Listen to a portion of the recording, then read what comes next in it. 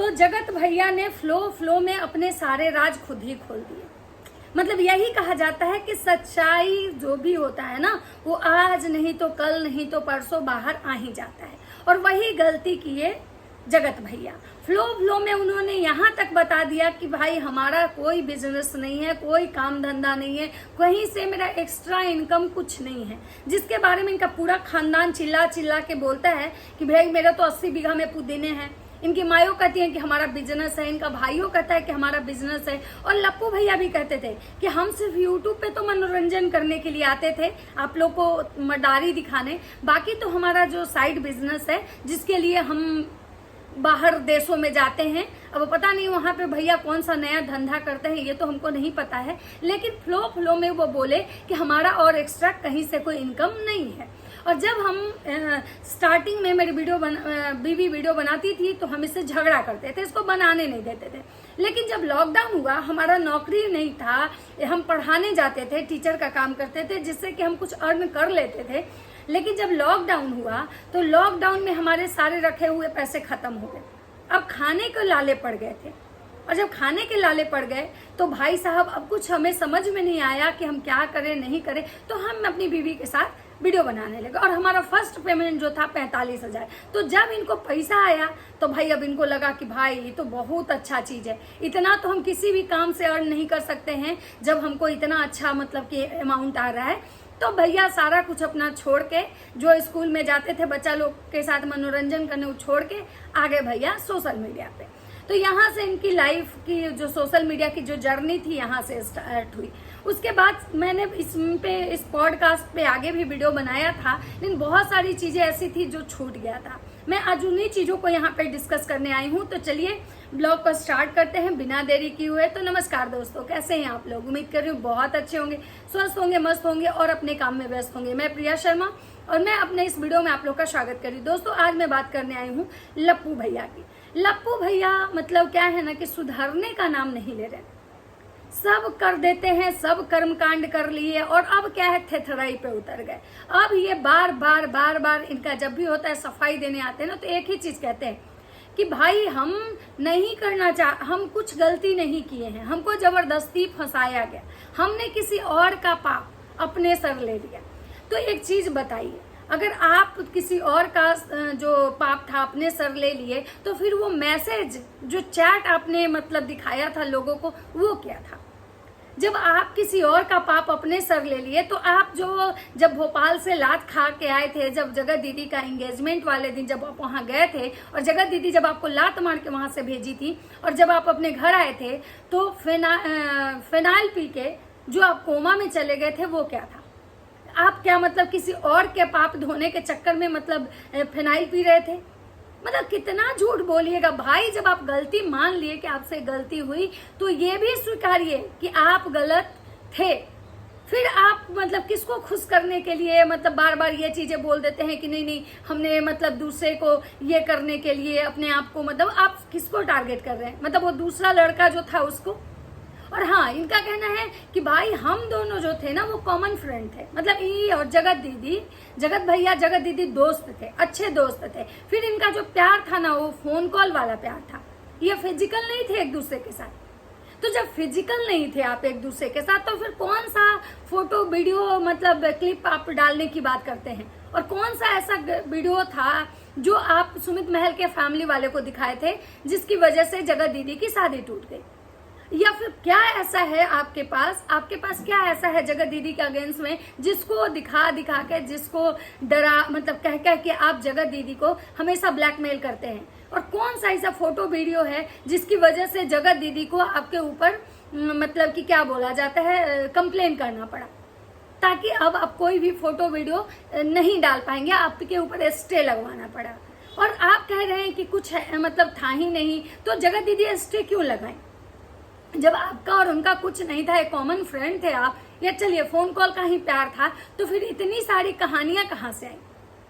और जब इतनी सारी चीजें जब आप लोग के बीच में थी कि जब आप ये कह रहे थे कि भाई हम तुम्हारे बिना नहीं रह सकते हैं, और दुनिया को छोड़ो, हमें दुनिया की कोई परवाह नहीं, अपनी बीवी तक को आप छोड़ने के लिए तैयार थे, और आज कह रहे हैं कि कुछ ऐसा नहीं था, कोई हमारा रिलेशन ऐसा नहीं था, कोई हम फिजिकल नहीं थे। तो भैया एक बात बताइए कि आखिर जब आप फिजिकल नहीं थे तो फिर जगत दीदी और आप दोनों उस समय इस चीज को क्यों एक्सेप्ट किए?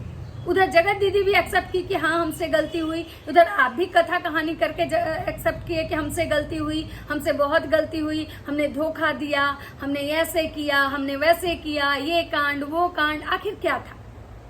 यानी कि अब कल झूठ बोल रहे थे या आज झूठ बोल रहे हैं। लेकिन देखिए ये सबको पता है कि अब आप झूठ बोल रहे हैं। पहले आप तो उस समय गुस्से में, इंसान कभी भी झूठ नहीं बोलता है, तो गुस्से में है तो आप सच बोल दिए। तो कह रहे हैं कि नहीं उस समय हम गुस्से में थे, मेरा दिमाग काम नहीं कर रहा था। अच्छा एक बात बताइए, आपका दिमाग काम नहीं कर रहा था, अपनी बीवी का अफेयर आप निकाल के ले आए, अपनी माँ को बोले, उधर अब बहुत सारी औरतें जिनके बारे में आपने मतलब घटिया घटिया बातें कही, उनसे कंट्रोवर्सी किया, तो क्या आपका दिमाग काम नहीं कर रहा था? और आज आप कह रहे हैं। और हाँ आज भी एक चीज है दोस्तों कि ये जगत भैया जो हैं, इनकी बातों में हमेशा, इनका लाइव देखिए, इनके वीडियोस देखिए, हमेशा ये जगत दीदी को मतलब क्लीन चिट देते हैं। मतलब आज भी इनके अंदर एक सॉफ्ट कॉर्नर है उस औरत के लिए। शायद इसी को प्यार कहते हैं, क्योंकि ये गुस्से में, ये अपने बदले की भावना में उस औरत को तो बदनाम कर दिए, लेकिन कहीं ना कहीं आज भी उस औरत से इनका अटैचमेंट है। ये चीजें वीडियो में दिखता है। यहाँ पे जो भी वीडियो देखते हैं या जो भी रिएक्शन वाले हैं, कोई यहाँ पे पागल नहीं है, सबके पास दिमाग है और सब अपने उसी दिमाग से इस चीज को भांपते हैं कि जितना इस इंसान को अपनी बीवी से प्यार नहीं है, उससे ज्यादा कहीं ना आज भी ये जगत दीदी को प्यार करता है। और जगत दीदी का भी बहुत सारे ऐसे गाने देखिए जो लगता है कि वो आज भी प्यार में है। अब समझ में नहीं आता है कि भाई ये प्यार इनका कब तक बरकरार रहेगा। और इनकी जो बीवी, इनकी जो वाइफ थी, जो मनोज दे के पूछने पे कि भाई साहब उस कंट्रोवर्सी में मतलब क्या हुआ था, तो इनकी बीवी का आया है कि भाई मेरे साथ सबसे ज्यादा गलत हुआ है। क्यों? तुम्हारे साथ कैसे गलत हुआ है? तुमको तो सब कुछ पहले से पता था। नहीं तो एक बात बताओ पगल चट्टी, कि जब तुम्हारा पति से उस औरत का अफेयर था, ये तुमको 1 साल से महसूस हो रहा था। तुम खुद ही बोली कि हमको कहीं कहीं से सबसे मतलब आता था, तो हम बोलते थे, हमें सब बताता था कि दीदी इस आदमी को छोड़ दो, ये तुम्हारे लायक नहीं है, दूसरी शादी करो, ऐसे करो वैसे करो। जब तुमको सब पता था तो तुम कौन सा मुंह लेके जगत दीदी के एंगेजमेंट वाले दिन भी भोपाल पहुंच गई थी? जबकि तुमको पता था कि वो औरत मेरे जीवन में सबसे ज्यादा जहर घोली है, वो औरत मतलब मेरा जीवन नर्क बना दी है, वो औरत मेरे पति को अपने जाल में फंसाई हुई है, और तुम उसी औरत के घर जा गई। मतलब किस मुंह से गई? तो यानी कि तुम मतलब क्या सारा दोष मतलब तुम उस औरत पे मतलब बिल फाड़ना चाह रही हो। दूसरा कि तुम लोग जो कह रहे हो कि वो औरत हमारा मतलब सब कुछ ही है, कि मेरा घर बर्बाद कर दी, मेरा जीवन बर्बाद कर दी। अरे वो तुम्हारा कुछ बर्बाद नहीं की, तुम जबरदस्ती उसके गरम तावे पे गए थे अपना पिछवाड़ा रखने। वो औरत तुम लोग को जानती भी नहीं थी, तुम लोग से उसका कोई लेना देना नहीं था, उसके फ्रेंड सर्कल अलग थे, लेकिन उसके फ्रेंड सर्कल में जबरदस्ती घुसना, रिश्ता बनाने तुम लोग गए थे, क्योंकि कहीं ना कहीं तुमको और तुम्हारे पति को व्यूज का चक्कर था। क्योंकि तुम्हारा पति कल भी व्यूज के लिए मरता था और आज भी व्यूज के लिए मर रहा है, और शायद व्यूज के कारण ही तुम्हारा पति सिर्फ तुमको एक कंटेंट समझता है। और दोस्तों ये जो था ना, ये जो पॉडकास्ट जो मनोज दे के घर पे हुआ, शायद ये मतलब कि डिसाइडेड था, और यही कारण है कि ये मनोज दे के घर गए थे ये लोग, वरना अपनी बेटी के अन्नप्राशन में मनोज दे इनको नहीं बुलाते। और हाँ, बात मनोज दे से मतलब आया है तो बात करूं कि मनोज दे को भी बहुत गालियां पड़ रही हैं, और मनोज दे को उस दिन से गाली पड़ रही है, उस दिन से नेगेटिव कमेंट्स आ रहे हैं जिस दिन से कि मनोज दे के घर ये लोग पहले अन्नप्राशन में गए, और उसके बाद उस समय तो गाली उनको पड़ी ही पड़ी, और अब उनको पॉडकास्ट को लेके गाली पड़ रही है। सब यही कह रहे हैं कि ये पनौती को क्यों अपने घर बुलाए, ये पनौती ऐसे हैं जो तुम्हारे घर में भी जाके पनौती फैला देंगे। और शायद ये तो फिक्स हो चुका है कि भाई अब मनोज दे के लाइफ में पनौती आ गई है, क्योंकि जितने नेगेटिव कमेंट्स, मतलब एक भी पॉजिटिव कमेंट्स नहीं वहां पे आपको दिखेंगे।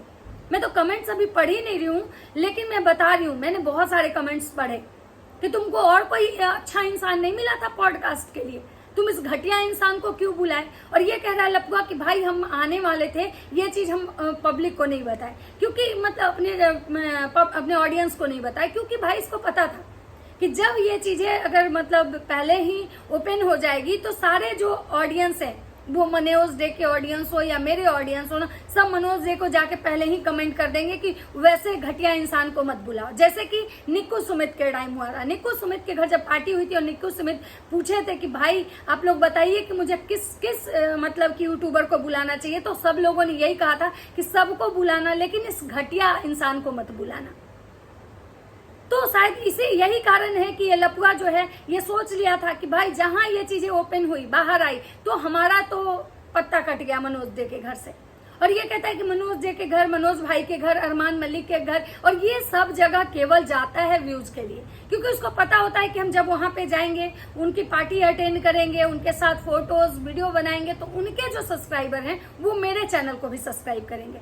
क्योंकि इसके घर, इसके खानदान में जो भी चीजें होती है ना, वो सिर्फ और सिर्फ कंटेंट के लिए होती है। इसके यहाँ कोई प्यार मोहब्बत नहीं है भाई, कोई प्यार मोहब्बत नहीं। दूसरा ये कह रहा था कि हम इसलिए वीडियो बनाते हैं ताकि भाई हम गरीबों की मदद करें, गरीब के बच्चों की मदद करें। आप लोग खुद सोचिए कि जो इंसान अपनी गर्लफ्रेंड के, ये सोचिए, मान लीजिए एक लाचार बच्ची, गर्लफ्रेंड छोड़िए, एक लाचार बच्ची जिसके पापा नहीं है इस दुनिया में, वो छोटी सी प्यारी सी बच्ची को अगर ये गिफ्ट दिया था, उसके भी रसीद इसके पास था, और इसलिए वो रखा था कि जिस दिन अगर झगड़ा होगा उस दिन शायद ये रसीद काम आएगा। और वही चीज ये किया कि थाने में उस चीज को भी सबमिट किया। तो आपको लगता है कि ये किसी गरीब की मदद करेगा? और मुझे तो लगता है कि इन लोगों जितना गरीब तो शायद इस धरती पे, मतलब गरीब उस मामले में मैं नहीं कह रही हूँ कि धरती पे ये सबसे ज्यादा गरीब है, नहीं, लेकिन इज्जत बेच के कमाई खाने वाले, इनसे इनके जितना गरीब तो कोई नहीं है। और इनकी माता जी अब कैसे, पता नहीं, अभी तक तो नहीं आया उनका कोई वीडियो कि मनोज डे के घर पॉडकास्ट। भाई आपके बेटे ने पॉडकास्ट में भी जाके छेड़ा, हग के आए आपके बेटे पॉडकास्ट में, और उनके चेहरे की हवाई उड़ी हुई थी, क्योंकि बगल में उनकी बीवी बैठी हुई थी और बीवी को चुप करवा रहे थे कि नहीं नहीं नहीं ठीक है, चुप रहो चुप रहो चुप रहो। और इनकी बीवी भी मगरमच्छ के आंसू बहा रही थी, क्योंकि उसको, उस औरत को भी नौटंकी करने में बहुत मजा आता है। और कहती है मेरा तो बहुत नुकसान हुआ। बहन तुम्हारा क्या नुकसान हुआ? तुम्हारा कुछ नुकसान नहीं हुआ, तुम्हारा कुछ नुकसान नहीं हुआ। तुम्हारा चैनल ग्रो कर गया, तुम्हारे घर का जो लोन था वो इसी मतलब कंट्रोवर्सी से खत्म हो गया। इसी कंट्रोवर्सी की वजह से तुम्हारा 5 दिवसीय रंगारंग कार्यक्रम में तुमको डायमंड का सेट मिला। इसी मतलब कंट्रोवर्सी से तुम्हारा जो मतलब कि क्या बोले लतखोर पति है वो तुम्हारे पास आ गया। इसी कंट्रोवर्सी की वजह से तुम्हारी जो तुम्हारी सास थी, जो तुम्हें मतलब फूटी आंख नहीं देखना चाहती थी, वो तुमको बेटी की तरह मानने लगी। इसी कंट्रोवर्सी से तुम्हारे नए चैनल खुल गए, एक नहीं 2 चैनल खुल गए। इसी कंट्रोवर्सी की वजह से तुमको आज उस घर की लक्ष्मी कहा जा रहा है, नहीं तो तुम्हारा उस घर में क्या औकात था ये तुमको बेहतर पता है। तो तुम्हारा कोई नुकसान नहीं हुआ, नुकसान कहीं ना कहीं हुआ तो उस औरत का हुआ, जिसका कि समाज में तुम लोगों ने बदनामी करवाया, जिसका कि तुमने ऐसी हालत कर दी कि वो औरत शायद मतलब बचती नहीं। लेकिन बोलते हैं ना कि भाई भगवान किसी के साथ बुरा करता है ना, तो वो हमेशा उतना ही उसके साथ गलत करता है जितनी उसकी गलती होती है। जबरदस्ती का वो भगवान किसी को नहीं परेशान करता है।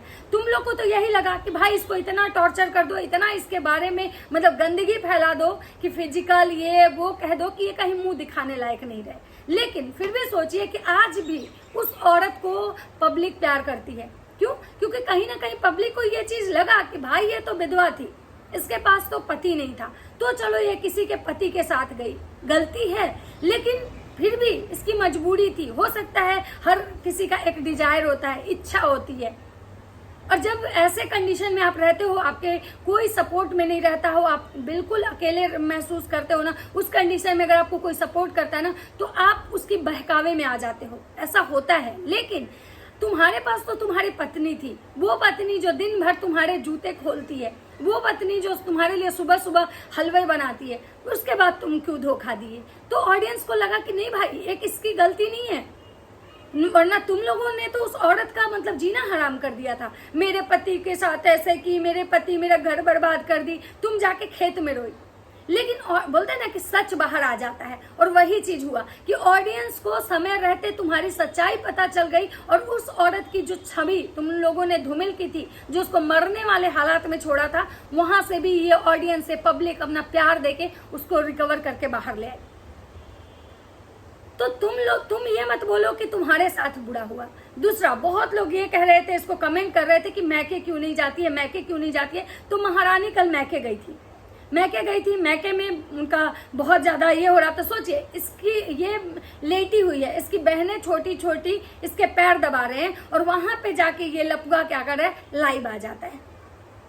मतलब ये दिखाने के लिए कि भाई देखिए हमारी बीवी का यहाँ पे कितना सेवा हो रहा है, हमारी बीवी महारानी की तरह अपने मैके में रही थी। लेकिन यहाँ पे उल्टा हो जाता है, उल्टा ऑडियंस जो है इसको गालियां देने लगती है कि भाई ये ऐसे घर से आई है, लग रहा है आदिवासी का घर है, ये मतलब इतनी गरीब फैमिली से है, और कहती है इस फुटानी इसका देखिए।